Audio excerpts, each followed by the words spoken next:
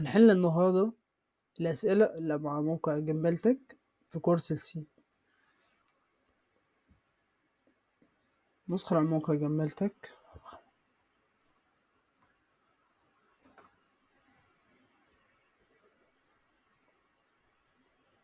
ندخل على كورسز سي بروجرامينج،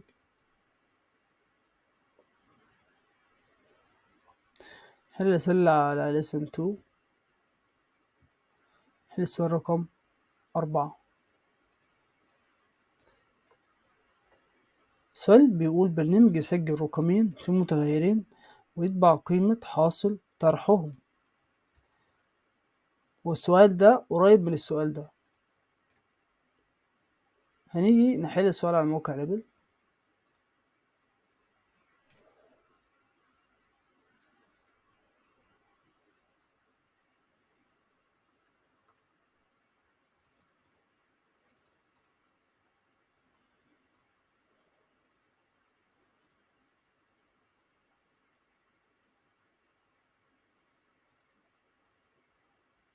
هنستخدم آخر ريبل كنا عاملينها.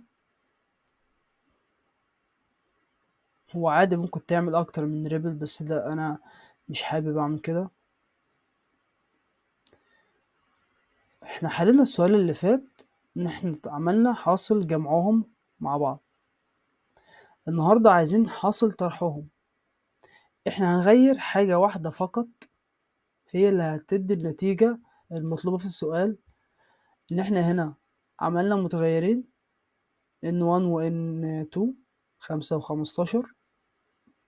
ممكن نغير القيم نخليها 10 و5، وحجزنا متغير اسمه sum. الsum بيساوي ال n1 ماينس اللي هو ناقص ال n2. عايزين احنا حاصل طرح الرقمين مع بعض، بس الرقم فيه مشكلة ان هو ممكن يطلع بالسالب او يطلع بالموجب. احنا علشان الرقم ما يطلعش بالسالب فهنستخدم الرقم الكبير ناقص الرقم الصغير. كده هو هيطلع بالسالب، لان 10 ناقص 5 هتطلع معانا بالسالب. ممكن نجرب الكود،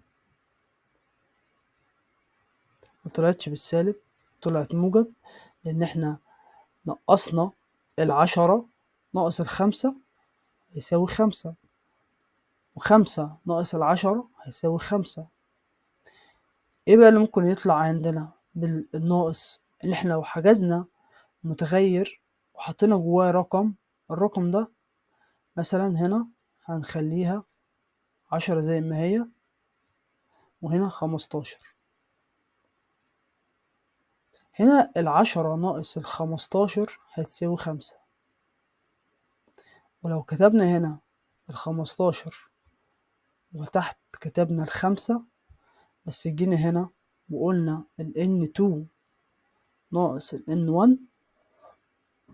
تطلع معانا بايه؟ سالب 10.